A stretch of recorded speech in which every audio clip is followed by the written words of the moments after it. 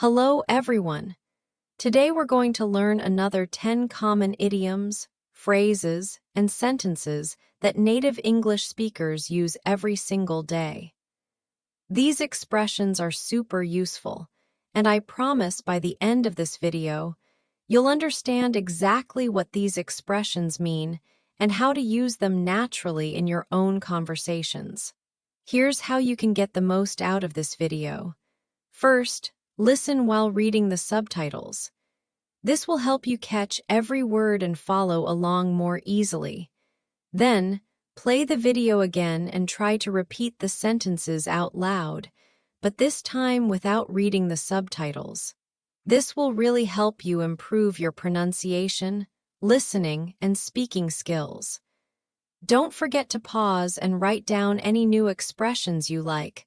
That way, you can remember and review them later. This is a great way to boost your listening, reading, and speaking, all at the same time.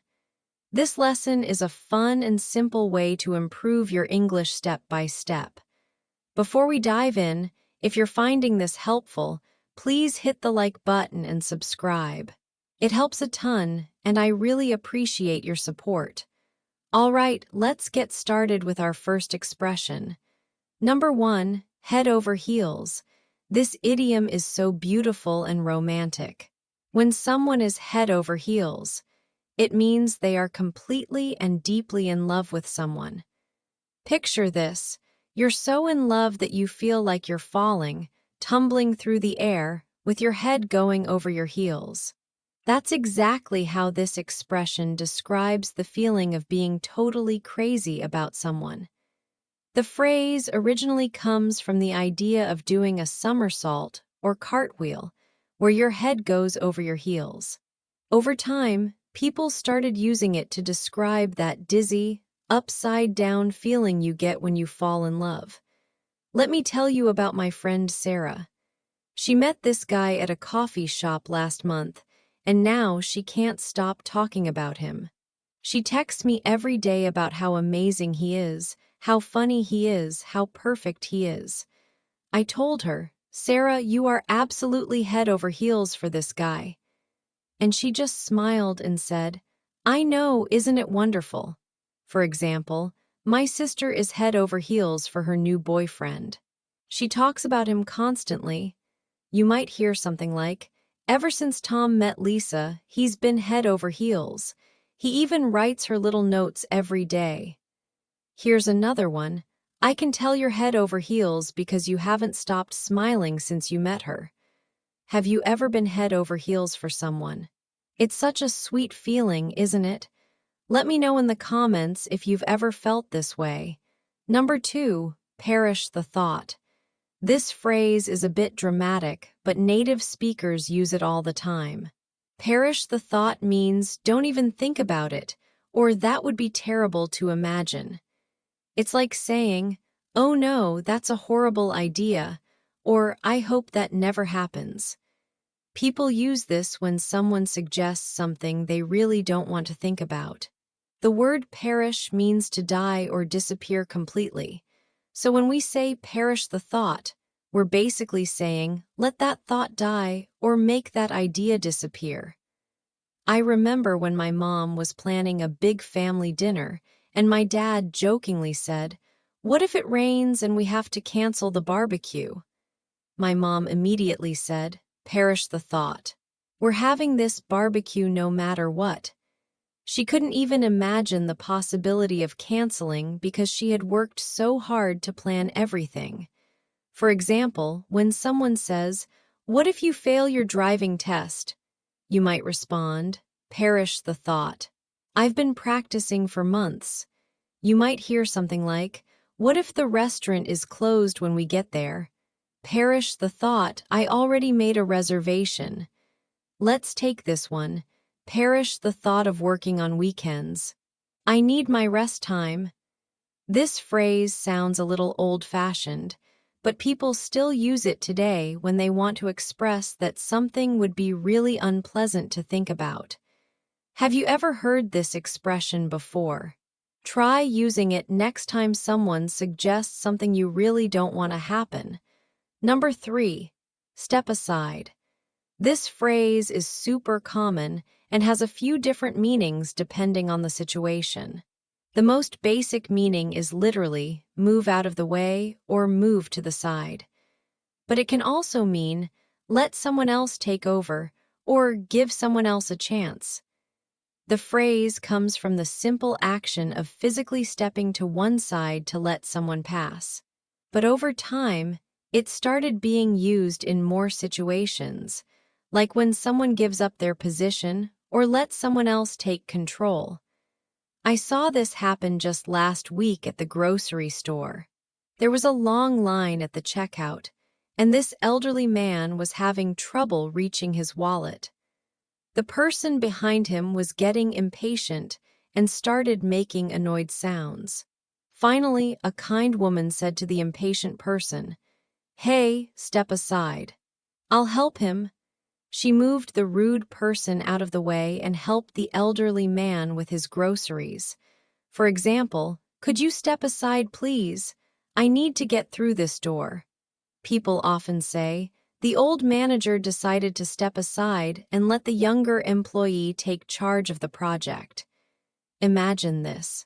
When the ambulance came, everyone stepped aside to let the paramedics through. You'll hear this phrase a lot in everyday situations. It's polite but direct. Do you think you could use this expression in your daily life? Let me know in the comments how you might use it. Number 4, lay it on me. This is such a cool, casual expression. Lay it on me means tell me or give me the information. It's like saying, "Go ahead, I'm ready to hear what you have to say." People use this when they want someone to share news, information, or even bad news with them.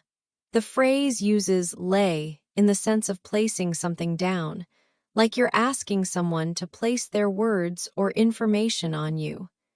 It sounds relaxed and confident, like you're ready to handle whatever they're going to tell you. My brother called me last month and said he had some big news to share.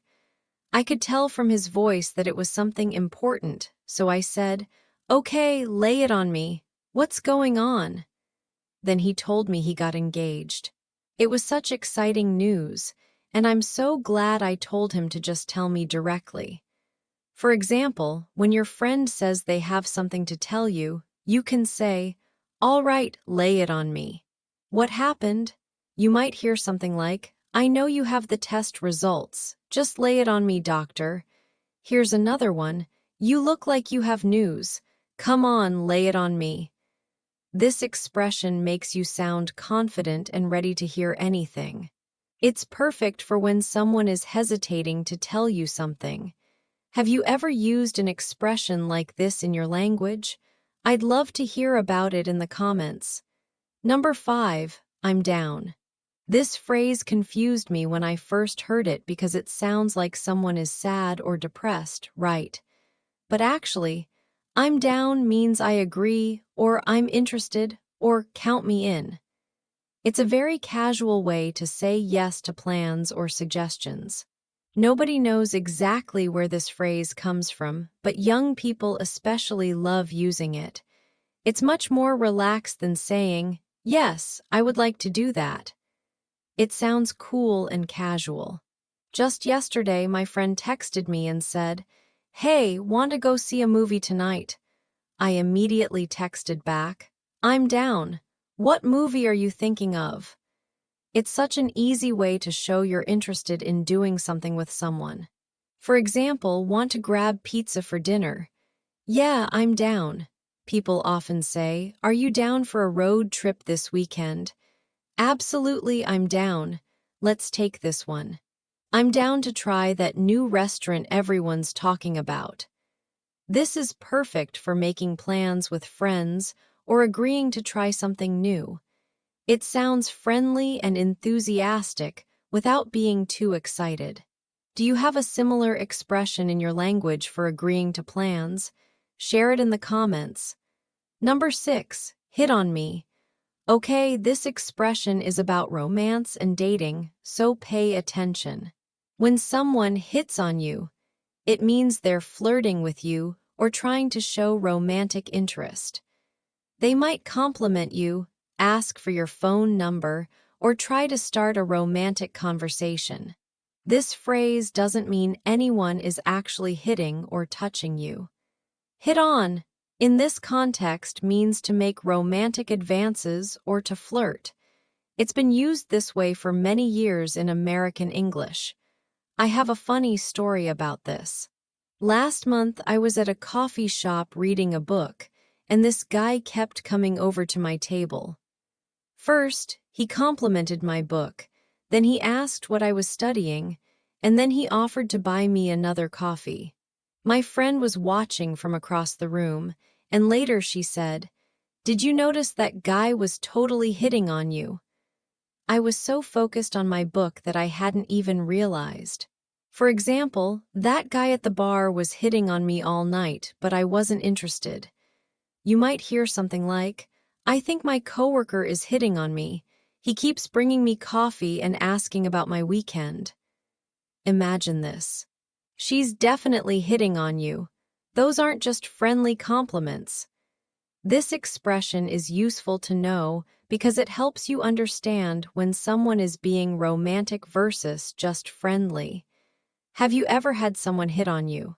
Or maybe you didn't realize it at the time? Tell me about it in the comments. Number 7, I popped the question. This idiom is all about marriage proposals. When someone says, "I popped the question," they mean they asked someone to marry them. It's a cute, casual way to talk about one of the most important questions someone can ask. The word pop here means to ask suddenly or unexpectedly, like how a balloon pops. The question refers to, "Will you marry me?" So, popping the question means asking that big, important marriage question, usually with a ring and a lot of nervousness. My cousin David had been dating his girlfriend for 3 years, and we all knew he was going to propose soon. He kept talking about buying a ring and planning something special. Finally, last Christmas, he called our whole family and said, "Everyone, I did it. I popped the question last night and she said yes." We were all so excited and happy for them. For example, after 5 years of dating, Jake finally popped the question during their vacation in Paris. People often say, "I'm so nervous about popping the question. What if she says no?" Here's another one. He popped the question at the beach where they had their first date. It was so romantic. This idiom is perfect for talking about engagements and proposals.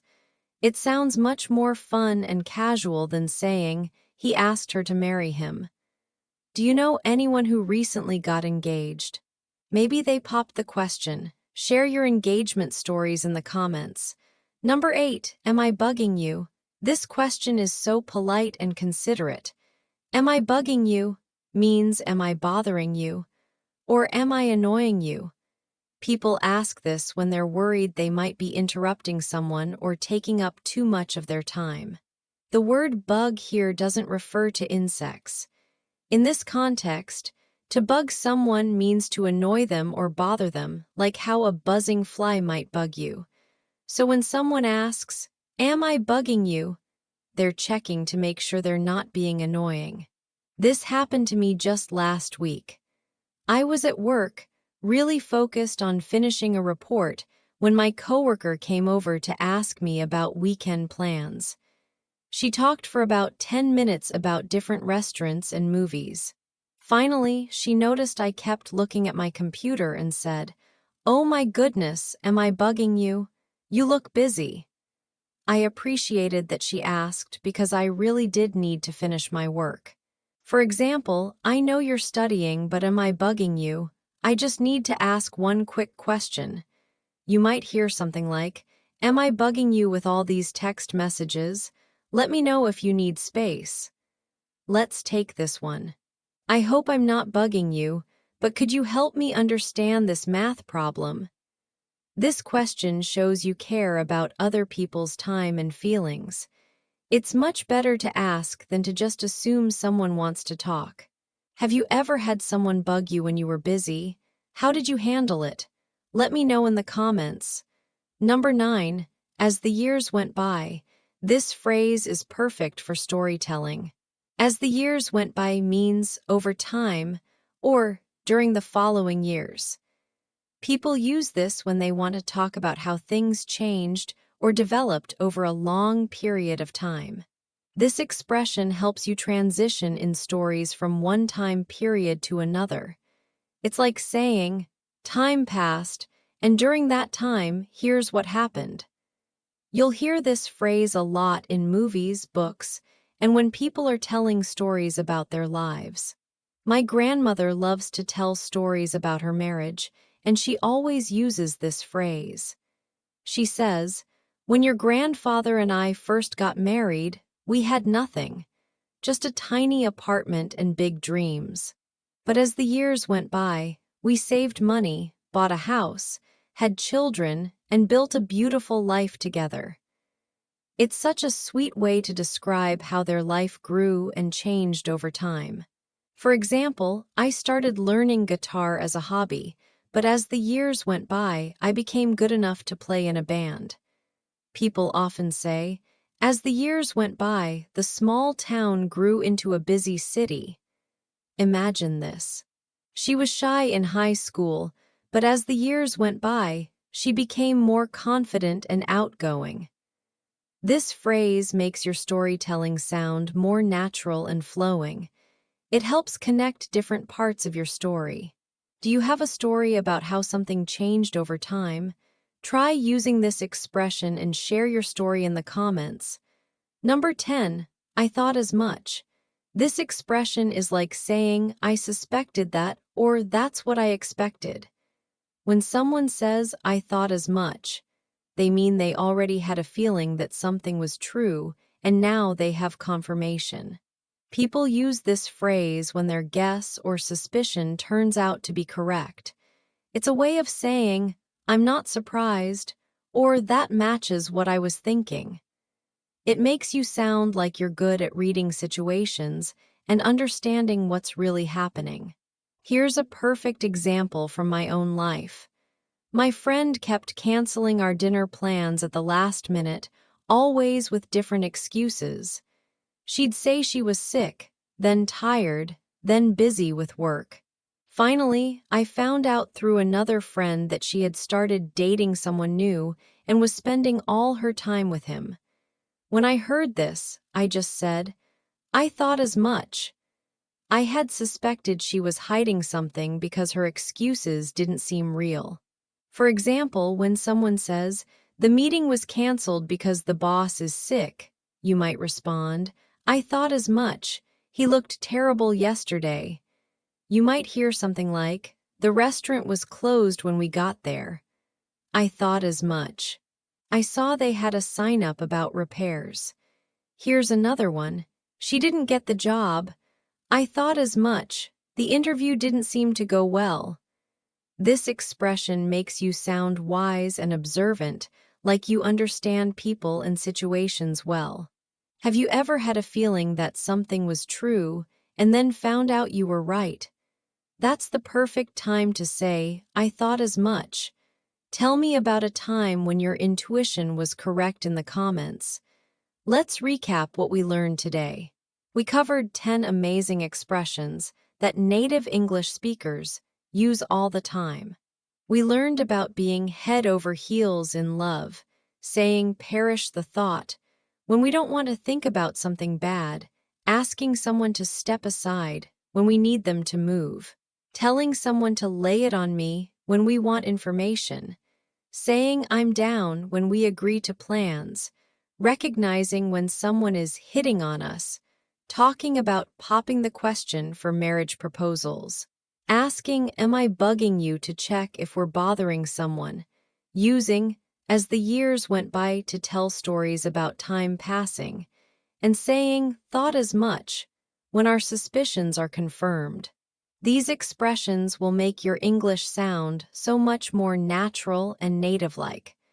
Practice them in your conversations, and don't be afraid to try them out. Remember, the best way to learn these is to use them in real situations. If this video helped you understand these expressions better, please hit that like button and subscribe to our channel. We post new videos with 10 more idioms, phrases, and expressions every day, so you'll always have fresh content to learn from. Which of these 10 expressions was your favorite today? Or which one do you think you'll use first in your conversations? I'd love to hear from you in the comments. Keep practicing, keep learning, and keep believing in yourself. Your English is getting better every single day, and I'm so proud of your progress. Take care and keep practicing your English.